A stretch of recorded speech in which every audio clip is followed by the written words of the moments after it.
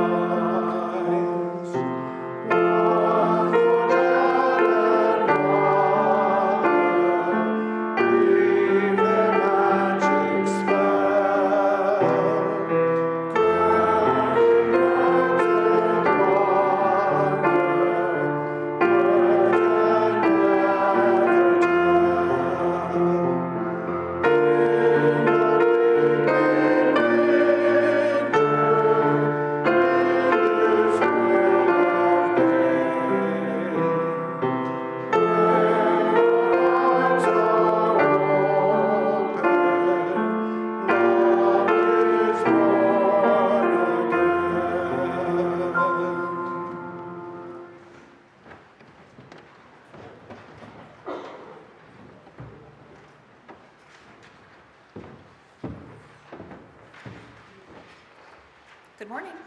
Let me get my eyeballs on here. My name is Amanda Kruger. I serve as the treasurer for the Board of Trustees of the Unitarian Universalist Church of Spartanburg. Welcome to this sacred space. We are glad you're here. At UUCS, we strive to be a beloved community of warmth, love, and support across all of our differences. This is a welcoming congregation where everyone is welcome, just as we each are. If you are visiting with us this morning, we would love to meet you. Visitor cards may be found in the pocket on the back of the chair in front of you. Please feel welcome to fill one out and place it in the offering plate during the service so that we can connect with you. There is always a lot going on in the life of this congregation. Find the new January Connect in the lobby and look through the one-page weekly calendar in your order of service. It's that back page, and memorize your weekly happenings. Thank you, everyone who's made our winter celebrations merry and bright. From winter solstice to Christmas Eve, Christmas to Kwanzaa, and on to the new year, thank you all for the gifts of beauty and love that you pour into this place. If you'd like to take one of our poinsettias home today, please feel welcome to. If you'd like to take some to friends, neighbors, and others who could use a little bit of cheer this wintry day, please do so, as long as you take as many as you can responsibly take. These can be picked up after the service. Thanks to everyone who has made the away home families feel welcome this holiday season. Everyone has given so much, and their stay here has gone very well. This week we'll provide space for this third week, while volunteers from the Church of the Advent staff that rotation. And if you'd like to help out, you are welcome to. Please speak with Colin Bauer, Ann Garner, or Scott Neely so that they can help you sign up. After many months of discussion and a very positive response to our guest speaker and talkback session at the end of November, We will collaborate with the United Church of Christ and the Reverend Mariana Harrelson to hold a progressive Christian gathering on the first Sunday of each month at 4 p.m. in the sanctuary, beginning with a gathering this evening at 4 p.m. here. This movement is a stream parallel with our monthly humanist meeting and our regular pagan circles. All are welcome. This gathering is for UCC congregation across the upstate, members of our UU congregation, and anyone in the community who's interested. These will be open, welcoming, affirming, and kind services in the Christian tradition. Thank you all for supporting this wonderful and much requested endeavor. Are you considering joining the congregation at UUCS? The Path to Membership class is the place to learn more about the Unitarian Universalism and our congregation. And the next class will be held next Sunday, January 11th at 12:30 in Wild Hall. Lunch will be served and childcare will be available. A sign-up sheet will be on the whiteboard in the foyer, and you can also email membership@uucs.org. Thank you all for all that you do to make this place one of love, warmth, and welcome for all. And now I'd like to invite Claire Van Sant to come say a few words about covenant groups.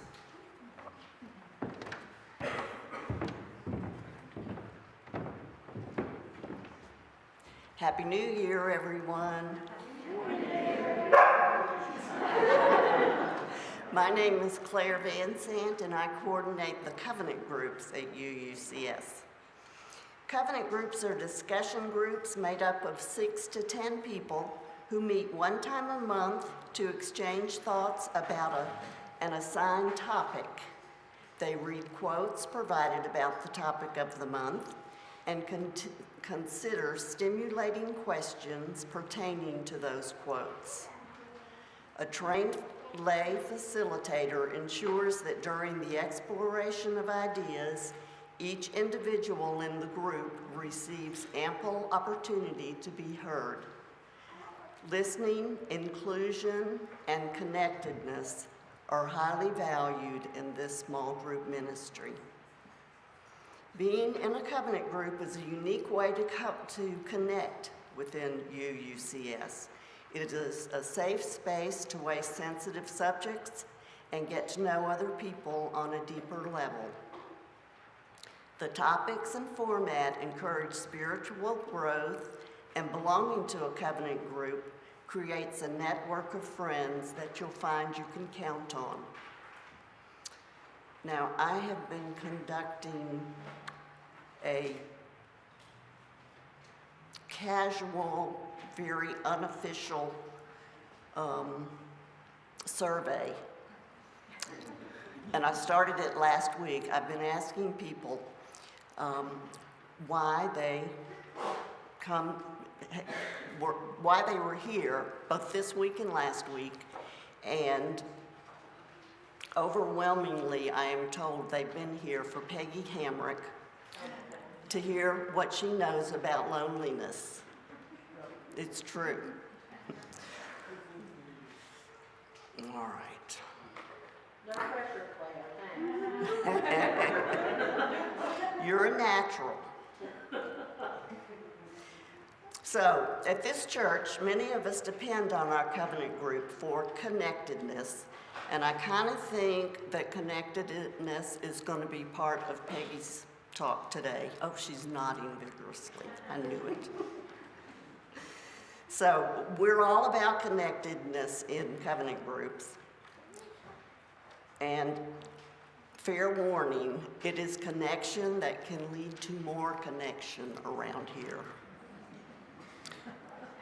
So, UUCS currently has covenant groups that meet all throughout the month. Some gather on Sunday mornings, some on weekdays during afternoon hours, others in the evening. We are adding new groups, including one that will meet in Greer on a weeknight every month. So you're invited to an introductory session on Sunday morning, January 18th. That's 2 weeks from today, from 9 a.m. to 10:30. If you're curious but unable to make it January 18th, you can still be placed in a covenant group. Just connect with me In fact, anytime during the year that you're ready, reach out to me. So today after the service and again next week, I'm going to be hanging out in the fellowship hall during coffee hour. That's a good time to come talk, ask your questions. And you can also email, text, call me. Contact information is in the January Connect that you got coming in the door today. It's in the happenings and the unison. Thank you, everyone. Remember January 18th, 9 a.m.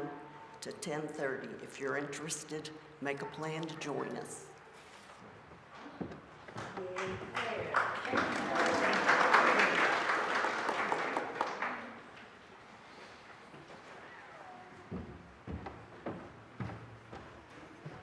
Good morning and Happy New Year.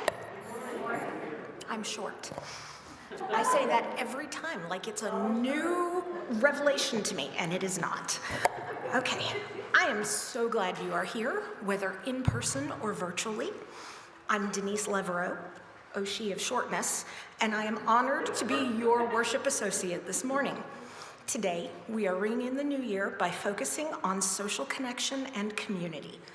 About once a month, and over the summer, we invite a member of the community to bring insights from their area of specialty for us to learn and grow from. Last week, one of my oldest and dearest friends, Peggy Hamrick, spoke about the embodied physiological changes that happen when someone experiences loneliness, how that drives resulting behavior in community settings, and how we create opportunities to help ourselves and others plug into community. Today, she is going to guide us on a deeper exploration of the power of connection and community. I will tell you plainly, this is exactly how I found my way here. When I began, I desperately needed a place that could hold humanness, contradiction, strength, joy and sorrow, and provide a space for growth and beauty. And my friends, you have absolutely over-delivered. I am proud to call you my people and UCS my community home.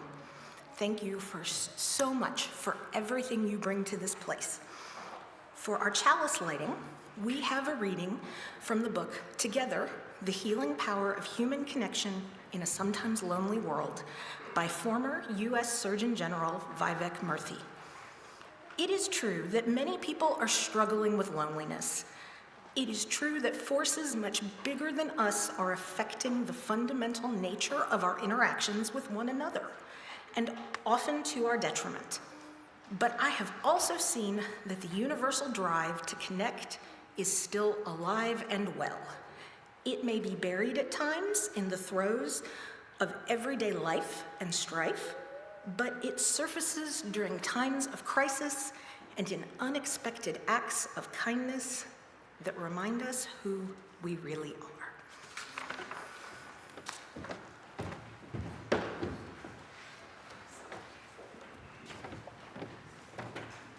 Please join in singing number 318, We Would Be One.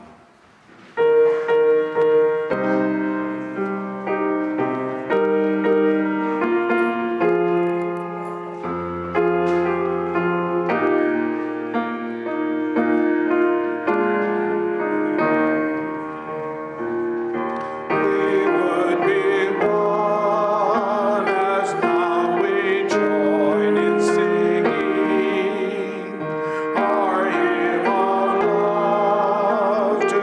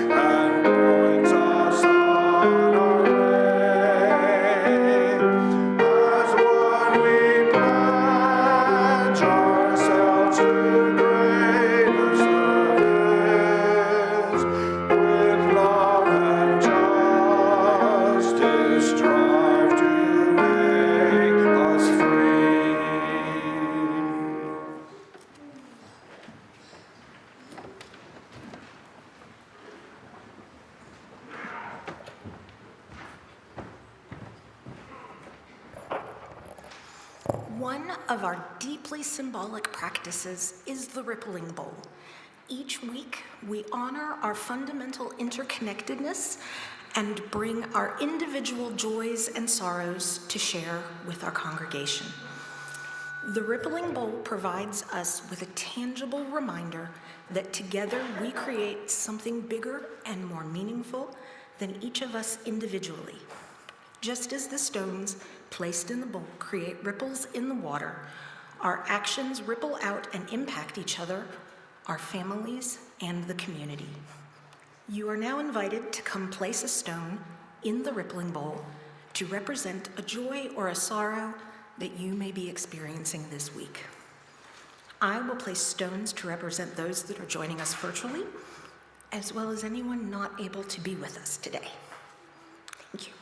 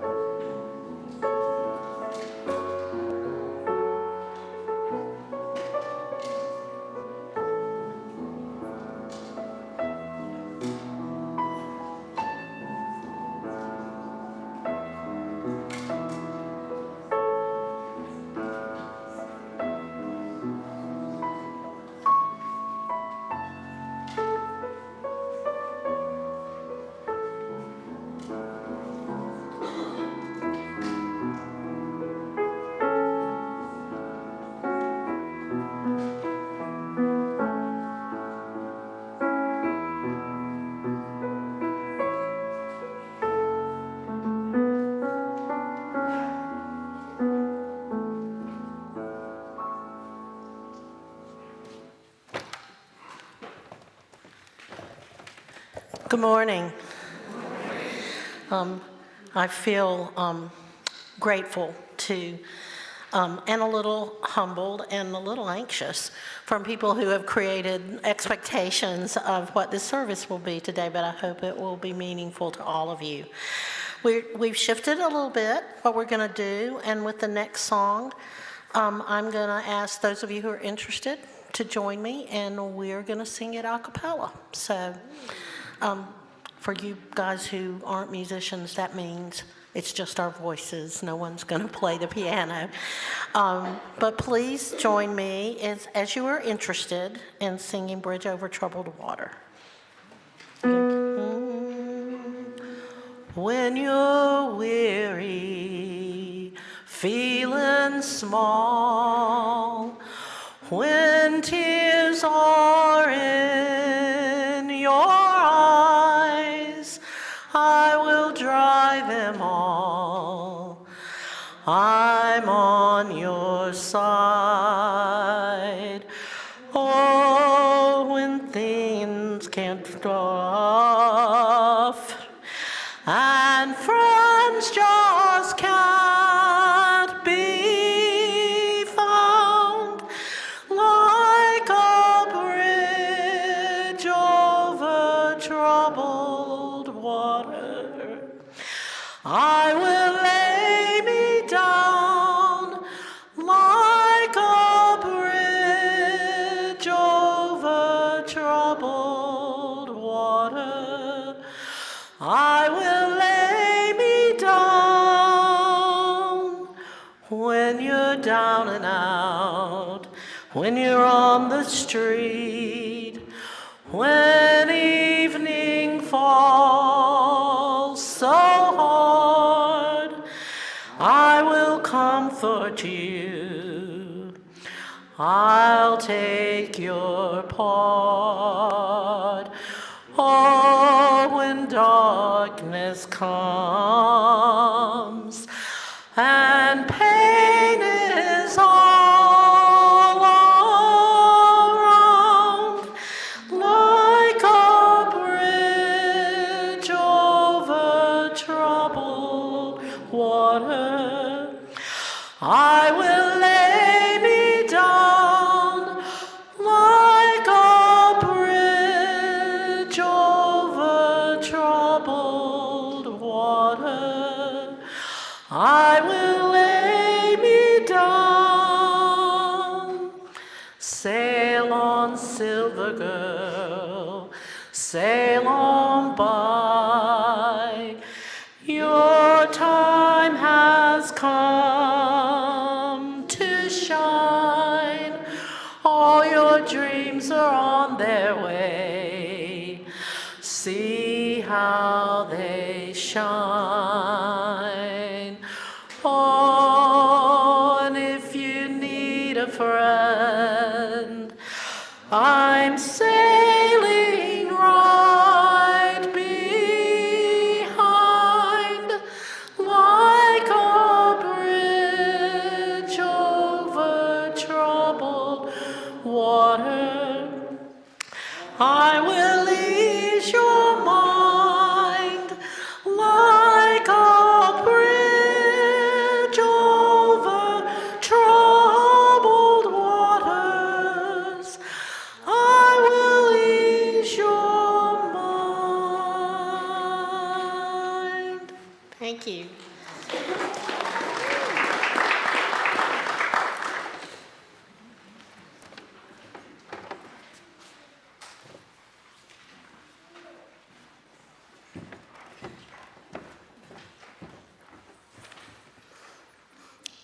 As Unitarian Universalism does not have a specific creed, individual congregations develop covenants or promises that reflect the specific purpose and values of that community. I am so proud to be a part of the community we are creating together and the deep respect and love that we express with everything we do. Please join me in saying our covenant, and as we speak, notice the purpose, possibility, and power in each statement. Our covenant is included in your order of service or on your screen if you're watching our live stream. With courage, we say, we are a people of faith and hope. Together we covenant to strive to become our better selves, to honor both the critical mind and the generous heart, to prove that diversity need not mean divisiveness, and to respond to systems of violence and oppression with the power of a love beyond belief. Okay, we have now come to the time in our service that we have set aside to connect with each other. Since we are exploring community today, I encourage you to notice the embodied shift that happens when we experience the magic of human connection. Do your shoulders loosen? Does your mouth turn up in a smile when you see a beloved friend? Does a warmth grow in your heart as you hear the welcoming power of community begin to hold you? As we greet our neighbors, friends, and any new people that may be with us this morning, take a moment to thank them for what they bring to this space and community. Remember to be respectful of others' physical boundaries. Some people connect best with lots of physical contact, and others of us need a little bit of space. If you are joining us virtually, take a moment to make a phone call, send a text, smoke signal, carrier pigeon, telegram, snap, tweet, whatever your preferred method of communication, and connect with someone vital in your circle. Today, we have more ways to stay connected than ever. Let's use those tools for good and for growth. I remind those of us here today to listen for Max to play some music to bring us back to our seats to continue the service. Let the joyous chaos begin.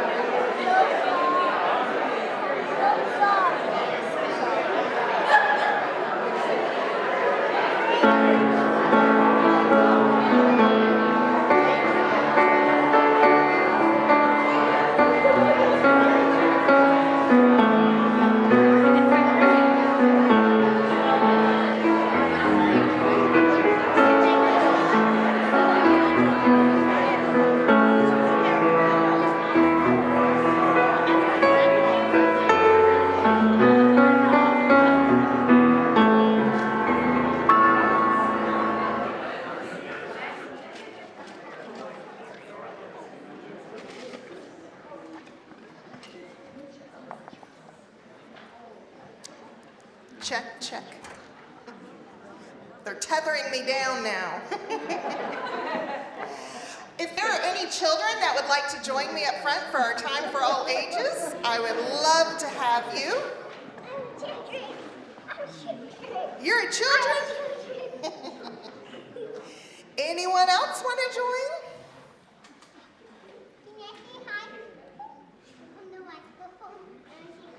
Not quite yet.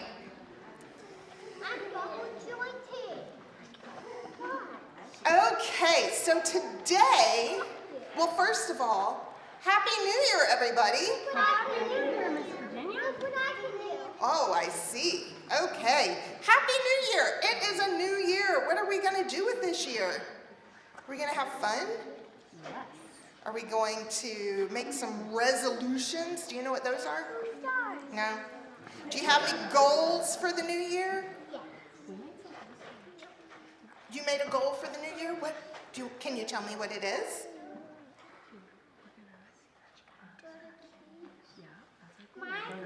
A goal to go to the beach. That's a pretty good goal. I like that goal. I like that goal a lot. Go under the sea and talk to the sharks and have a shark ride. A goal to go under the sea and talk to sharks and have a shark ride. I like it. I like it. My goal to go in the water to be a mermaid. A goal to be a mermaid. I love it. That's a great goal. That's a great goal. I have another goal. Okay, hold that thought. Hold that thought. So today is also a special day in the Christian tradition. It's called Epiphany. Have you ever heard the word Epiphany? No. Do you know what it might mean? Joy. Joy. It could mean joy. When you have an epiphany, what happens? One of my big kids, what's epiphany mean? I don't know. Sudden understanding. An aha moment. That's right.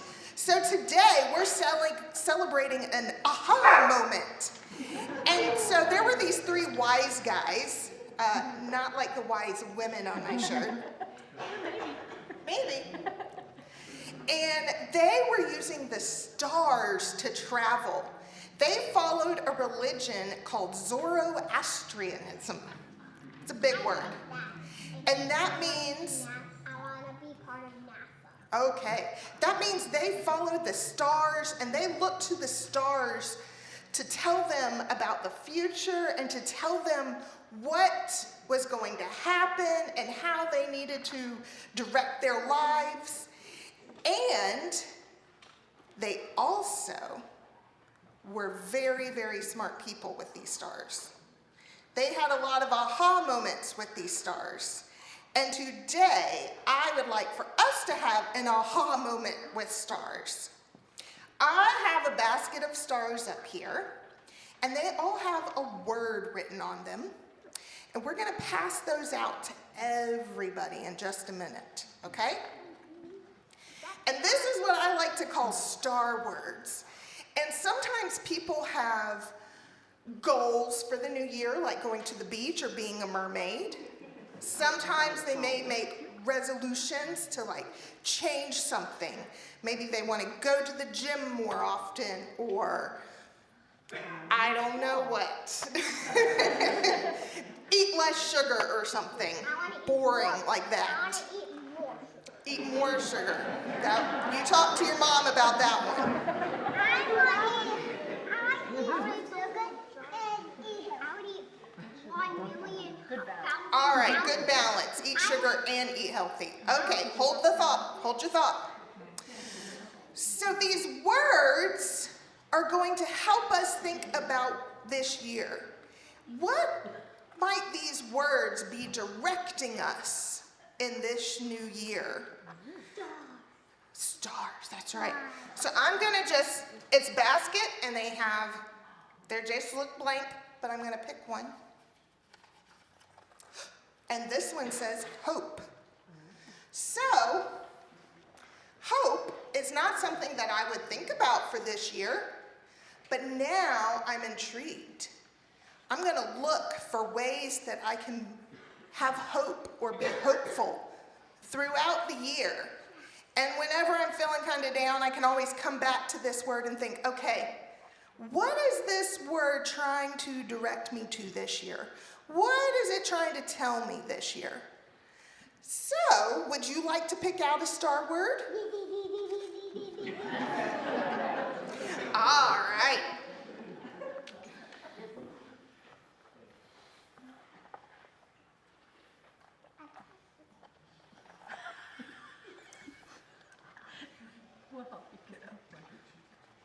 They're all the same except for the word.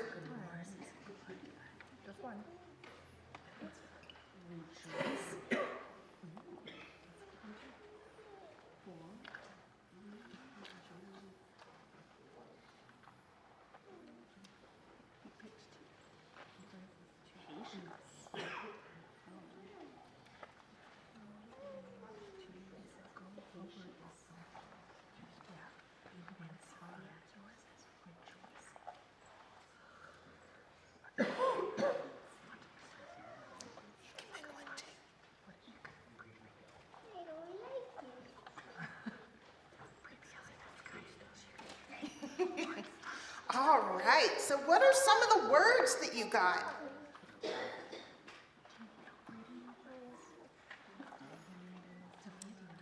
You want to tell me, Sophia? Rejoicing, that's a good word. Prevail, do you know what that means? Why don't you like it? That's a good one. That means in tough situations, you get through it. Patience. Oh man, I am so glad I did not get that one. She needs it. Would you get kindness? Oh, that's a good one. That's a good one. And you know, it might be that you're looking for ways that other people are showing you this word. So kindness, you could be looking for ways other people are showing you kindness. So now we are going to pass stars out to everyone. Would y'all like to help me? Yeah. All right, you can take a basket around. Okay, do you want to help pass them out? You got one? All right, here. You want to help? Yeah, there's lots of them in there. Do you want to help? Here, help out. Do you want to go help Sissy pass it out? Here, we're going to take it. Do you want to help? Do you want your own basket? Y'all can take You're it. going to have to learn.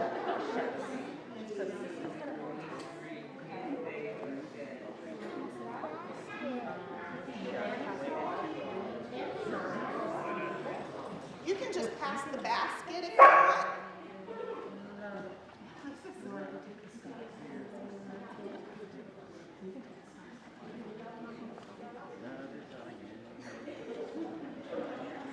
You can pass the baskets between if you need to.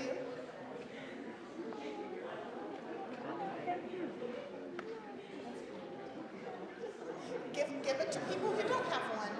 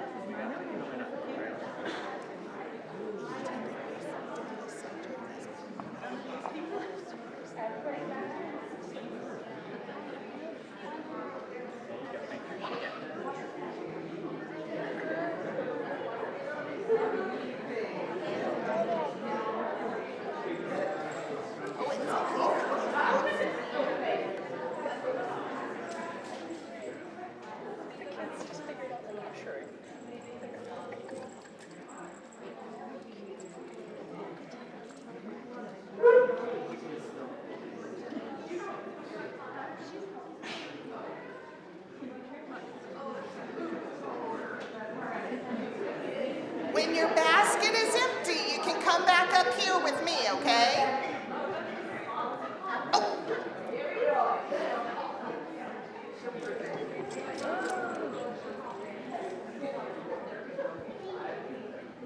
There's a few over here that need them too.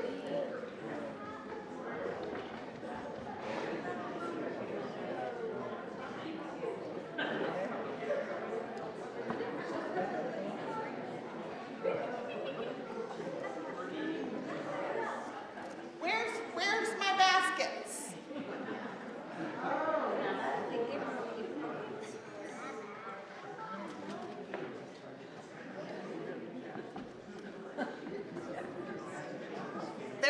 They're making their way.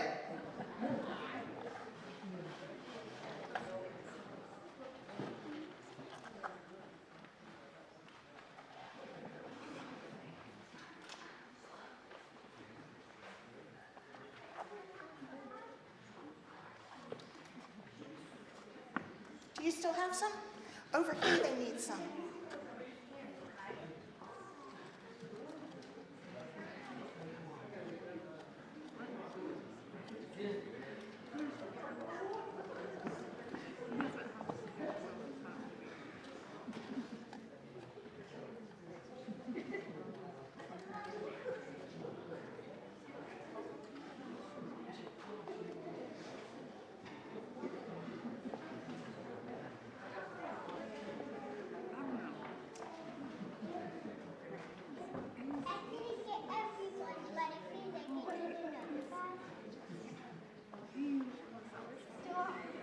Did everyone get a star?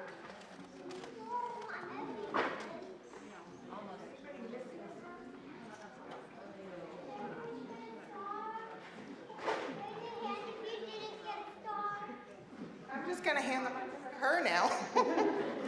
Raise your hand if you didn't get a star. All right, so what are some of the words you got?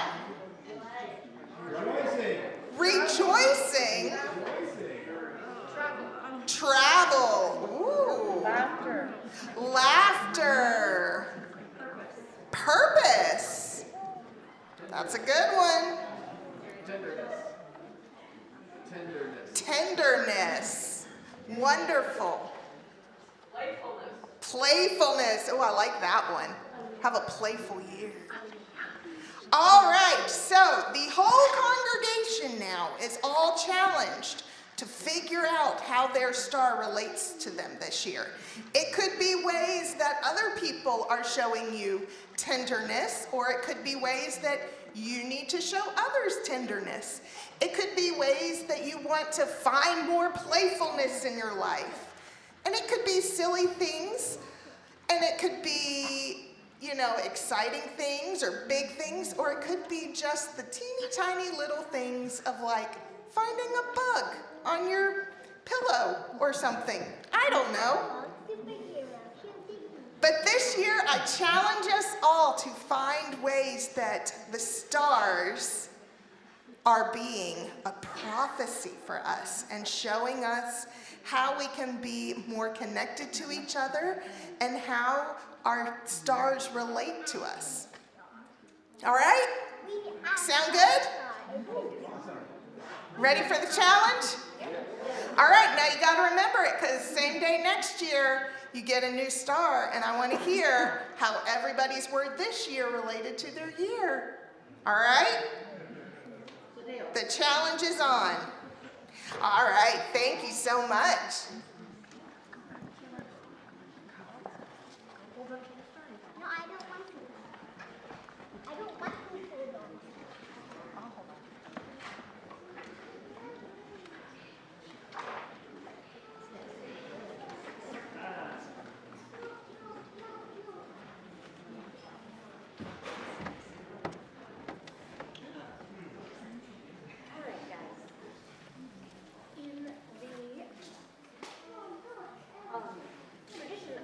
I can't make this stuff up if I tried.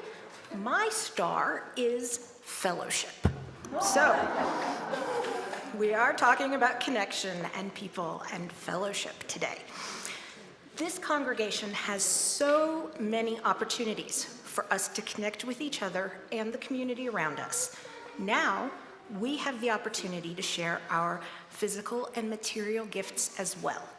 Each month, half of all undesignated Sunday offerings and all offerings designated Share the Plate go to an organization or cause identified as important to us and our community. This month, our Share the Plate offering will fund our Unity Week sponsorship and our Martin Luther King Jr. Day of Service activities.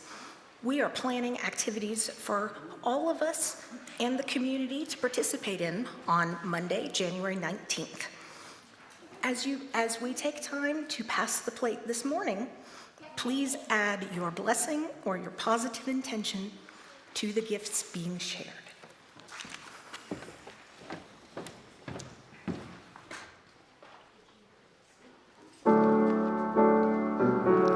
Draw the circle wide. Draw the circle wide.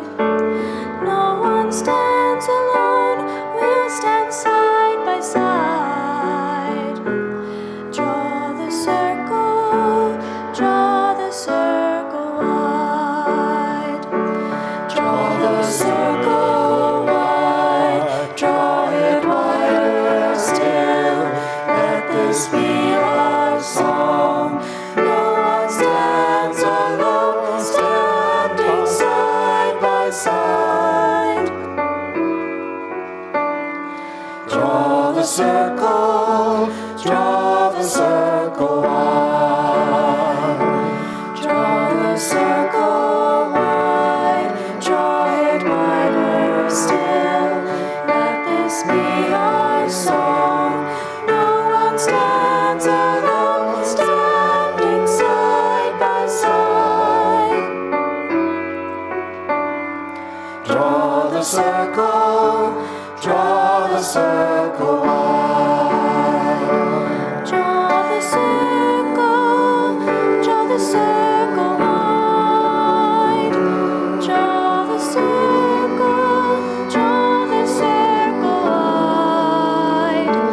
No one stands alone, we'll stand side by side. Draw the circle wide. Draw the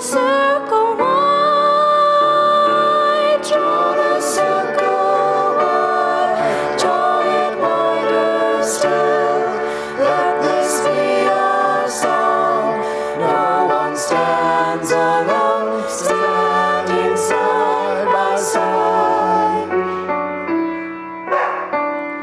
Draw the circle wide. Draw the circle wide, draw it wider still. Let this be our song. No one stands alone, standing side by side. Draw the circle wide. Draw the circle wide.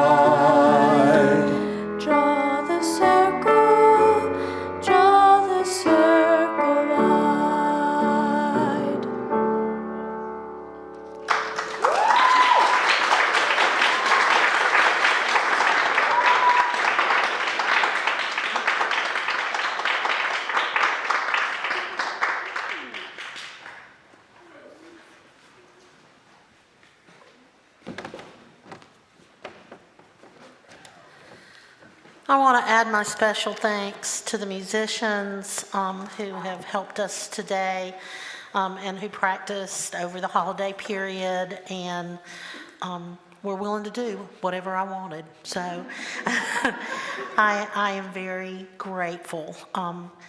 So please join me a moment in silence.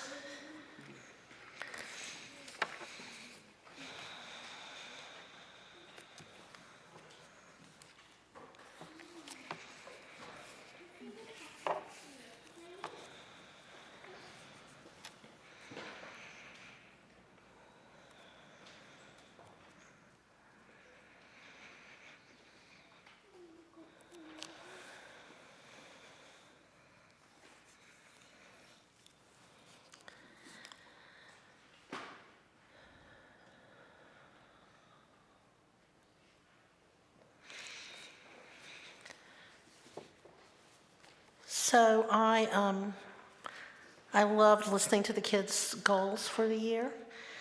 And I did, in fact, get a whole cookbook about making ice cream for Christmas. And so I think the goal of more ice cream is a fantastic goal for this year. Thank you for those of you who were able to be here last week. If you were, we are going to continue, and I'm not going to talk about it much because Denise did a great introduction. But I want to again point out that the inspiration for these two meditations and much of the content came from this book, Together by Vivek Murthy. And I want to, it's an opportunity for me to thank the Reimagining Religion book club here at our church, which is how I was introduced to this book. I'm not sure I would have ever read it otherwise. And it has had a huge impact for me and been helpful in my life and in my work. So I invite any of you who are interested in joining a book club that does a deep dive into a topic and to join us. We'll actually meeting after church today, and it's the first Sunday of every month after church. Today, I want to build on last week's message about the tremendous health impact of prolonged loneliness that both makes us sick and makes us die early. So I hope I gave you a convincing amount of information that loneliness is in fact a health risk for all of us. Today I want to talk a little bit more about, so what do we do about that? As we think about building connection and community, there are a couple of terms I want to be sure we have a shared understanding of the way they're being used here. The first one is actually the term loneliness. Loneliness is a felt experience. It is a felt sense, both in our bodies and emotionally, that we are lacking connections that we need. It is an evolutionarily created warning sign, much like hunger or thirst, that tells us that something essential to our survival is missing. It is different from isolation. Isolation is the physical act of being alone. And although isolation is a risk factor for loneliness, there are many ways that we can mitigate loneliness for ourselves and for other people, even if we are very isolated, as in we are homesick or have moved across the country to some place that's different and we don't know people. The third term, and I had several questions about this issue after last week, is the idea of solitude. Solitude is a state of peaceful aloneness. Solitude, by its nature, is different from isolation because, first of all, it is voluntary, and secondly, it doesn't include shame. Some people choose isolation out of reactivity or resentment or a belief that they're not valuable, but solitude is voluntary aloneness for the purpose of self-reflection. Murthy posts that getting comfortable with oneself actually facilitates interactions with others, and in this way, solitude helps prevent loneliness. So I'm a big extrovert. Everybody feels it when they're around me. You know, I get energy from being with people and talking to people. But I want to be clear that extroversion, introversion, that continuum is a temperament piece that is neither right nor wrong. People are just different. And everyone who is extroverted benefits from practicing solitude, and people who are very introverted may actually need much less social interactions than people who are very extroverted, and they may need it in smaller batches, less frequently, but all of us need, and in order to thrive, that word in our purpose statement, all of us need connection with other people. So here's the thing about life. It's always changing. I used to have a bulletin board over my desk for many years. Now I have a view of the lake, which I much prefer, but I used to have a bulletin board, and it always had something on it that said, change is inevitable, growth is optional, choose wisely. I think one of the things that interferes with our ability to form connections is nostalgia. That idea that connection and community are something that we experienced at some other point in our life that is no longer available to us. And that can really poison our capacity to build community. So one of the first things I want to say to you about how to build community is to recognize the changing nature of that. There's a great classic book by Judith Vorst called Necessary Losses. And she talks about the fact that in order to move through life, unless we end up in some little enmeshed bubble where we never grow or change, we are constantly moving and changing in ways that involve loss. Regardless of what our early life circumstances were, for many, many people, leaving the family system we knew was a loss of community. Whether we had a good experience at some point, I hope all of you have at least at some point had a school group, a college experience, a working environment where you felt a sense of community and connection with people. And if we're lucky enough to live long enough, we're going to lose each and every one of those as we move along. And so building community is about always changing, always being willing to find and connect to people in new and different ways. If you think about circles of connection, I would like for you to think about a bullseye with you in the middle. You're the little circle in the middle. So that first circle is our inner circle, our close friends and confidants. Depending on your circumstances and your preferences, that's usually somewhere between 3 and 15 people. These are intimate relationships that almost always involve touch, although they are not necessarily romantic or sexual in nature. But having people that we see regularly, that we are in their energy field, that we touch, is significant because it releases a host of brain chemicals that function as a kind of emotional binder that strengthens those ties. Strong inner circle relationships, there's a longitudinal Harvard study that shows that strong inner circle relationships are better predictors of health and happiness throughout our life than IQ, wealth, or social class, which were sort of the things Harvard was interested in.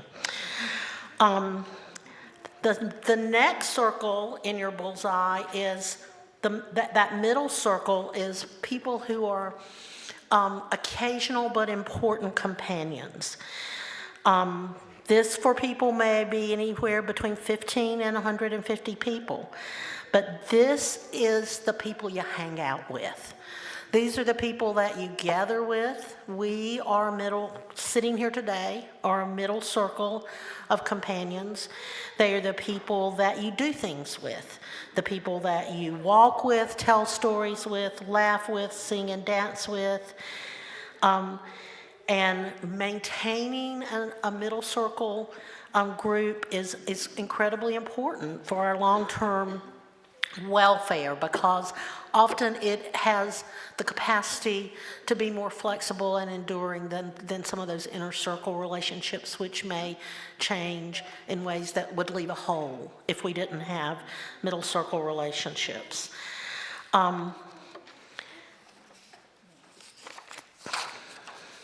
So, on to what I want to say next. If we think about ways that we create those circles. I've talked a little bit already about flexibility and letting go of nostalgia. But we look at, if we look at the way that those kinds of cultures are created, I'm going to look at a couple of what Murthy calls, first of all, what he calls wide bowl cultures. Those are cultures that are very individualistic. They value individual intuition and self-reliance. America is often considered, the United States of America is often considered a very individualistic culture. There are good things about those cultures. They offer lots of opportunity for adventure and differentness, but they often are exclusive of or even critical of helpful interdependent functioning. So in individualistic cultures, people think everybody should pull themselves up by their own bootstraps, right? That idea that needing help and support is a weakness and somehow less valuable than other kinds of behaviors. The opposite of that is what Murthy calls a narrow, deep bowl culture or a collectivist culture. These are cultures that offer strong interdependence and a sense of belonging, a lot of help, you got people who are going to help with your child care or help put a barn up or help you if you're sick. Very narrow bowl cultures, however, are often stress conformity to the point that they don't allow for change or difference or diversity, and they may actually shame or shun or even compel people to leave who do not continue to share their exact beliefs. An example of that is some more extreme Mormon cultures, but we can look at cultures across the world. Jim Jones created a culture that was narrow and deep until it was toxic and deadly. What Murthy posits is the possibility that we can create what he calls third bowl cultures, cultures that are characterized by the strengths of both of those, but avoid the weaknesses. They would include a solid sense of common ground, but individual bonds are based on personal choice, interest, and ideals rather than primarily your religious beliefs, the circumstances of your birth, your ethnicity. Individual freedom of expression and the ability to interact with others, and the ability to engage in solitude as part of a community are desired features of third bowl cultures. And third bowl cultures create structures that prevent loneliness and that engender connection and trust. He calls those pockets of connection. I was thinking this morning while Claire was talking about the changes that are happening here in this congregation. There are not a whole bunch of us here today. We're still in the holidays, but our church is growing. And for some people, it feels like we are moving from a more intimate, connected group to a larger group where people feel less connection because they don't know each other as well. So part of what our church has to do is to create pockets of connection within the church. Covenant groups are an excellent example of that. The choir, the humanist group, the Wiccan group, the new progressive Christian group that's joining at our church, so that people have small groups that provide those pockets of deeply connected relationships within the larger framework of the church. When I came into this church and joined this church, the choir was my first pocket of connection. I got to know those people first, and then I joined a wonderful covenant group, and people from both of those groups are still some of my closest, the people I'm closest to within this larger community. creating new and changing, especially inner circle relationships is hard. Many of us have had to do that, either because of just what I talked about, the necessary losses, the common losses, or because of something unique and difficult that happened in our lives. My next door neighbors are South African, and they moved to this country and started a business and did not know a single human being in this town. They came here to make a life full of more opportunities for their children. And I have watched them create this robust support system for themselves and for other people by bringing in whoever it is that needs a place to be. They don't have family to be with on Christmas, on the holidays. But so they create family, and they have included me. I often eat dinner at a table where people are speaking a language I do not know. And I am a people collector. I get teased a lot in my family about that. But some of you may know, others may not, that about 8 years ago I had a really traumatic end to my marriage, and one that involved a lot of losses, not just of my former husband, but of people within our friendship group. And I sort of had to start over again. And I'm very grateful for the core group of people, family and friends who stuck with me, but I have drawn the circle wide to bring new people in to be my team, my inner core. I had a holiday gathering early in the month. My friends and family, my birthday's in early December, and my friends and family decorate my house for me as my Christmas gift every year, which is fantastic. And it's always a big, crazy, chaotic party. And my oldest grandson came in that day and caught me a few minutes later and teased me and said, "I see there are little children here I've never seen before. I know you're out shopping for new grandchildren." And I was like, absolutely I am, and absolutely they were, which is wonderful. It is that willingness to invite people in, and that willingness, one of the things we know most about circles of connection and forming community is that it has to be reciprocal. One of the opportunities for me as I built a new circle of friends is to create one that was more reciprocal, one where I could have needs and I could be vulnerable and I could ask for help rather than just always being the really good helper that I can be. My last story I'm going to tell you about that is my next door neighbors on the other side are a young couple, and their two little kids are two of my bonus grandchildren. And they were at my house on Christmas Eve, where I had yet again a big raucous carrying on where introverts had to go out on the deck for a while so that they could tolerate being there. But she brought her dad with her, who's an older, a little fumbly guy, but a really nice guy. And after they went home, she said, she told me the next day, she said, her dad said, who were all those people at Peggy's house? And the answer she gave him, which touched my heart, was, that's Peggy's family.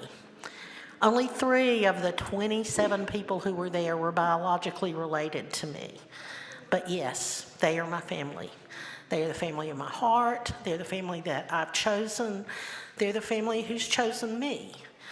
And we all have the capacity to create family, to create connection for ourselves, and to use this place as a community of care that creates that for each other. Honestly, I didn't really need to talk to you guys today after what Denise said and Claire said and Virginia said. I had someone come up to me during the greetings for all who's here for the first time today who said, this place makes me feel empowered. This place makes me feel like I could do something. This place can make us all feel empowered. This place can make us all feel like we belong and that we have something to do. And I am incredibly grateful to be part of it. So thank you very much.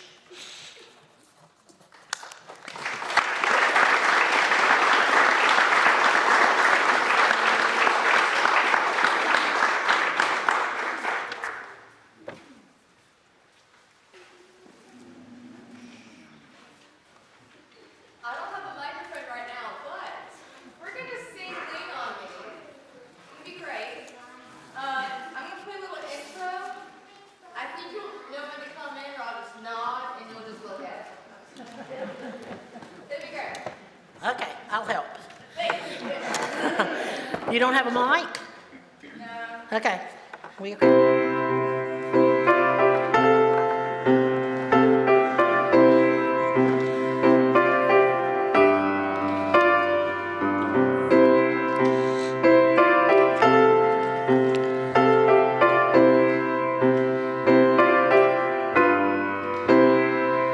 Sometimes in our lives, we all have pain, we all have sorrow, but if we are wise, we know that there's always tomorrow. Lean on me when you're not strong, and I'll be your friend. I'll help you carry on, for it won't be long till I'm gonna need somebody to lean on. Please swallow your pride if I have things you need to borrow, for no one can feel those of your needs that you won't let out. Call on me, brother, when you need a hand. We all need somebody to lean on. I just might have a problem that you'll understand. We all need somebody to lean on. Lean on me when you're not strong, and I'll be your friend. I'll help you carry on, for it won't be long till I'm gonna need somebody to lean on. You just call on me, brother, when you need a hand. We all need somebody to lean on.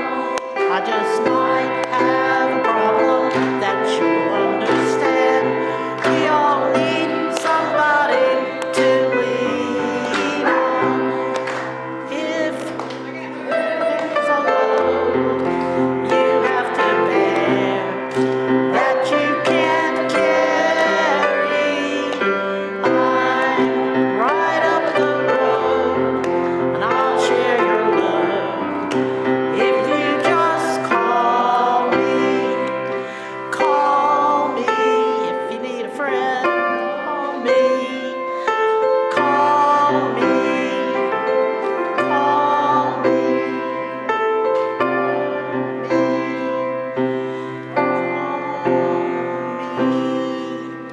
Thank you. That was a group effort.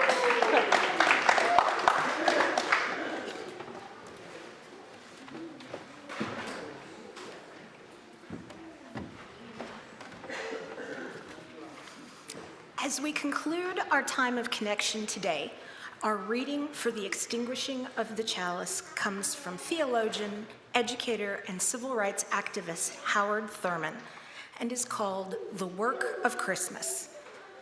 When the song of the angels is stilled, when the star in the sky is gone, when the kings and princes are home, when the shepherds are back with their flock, the work of Christmas begins.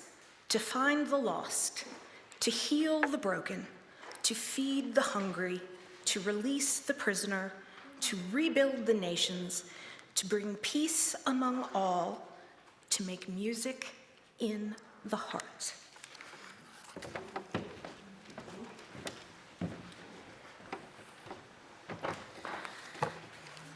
So we talked about goals for the year.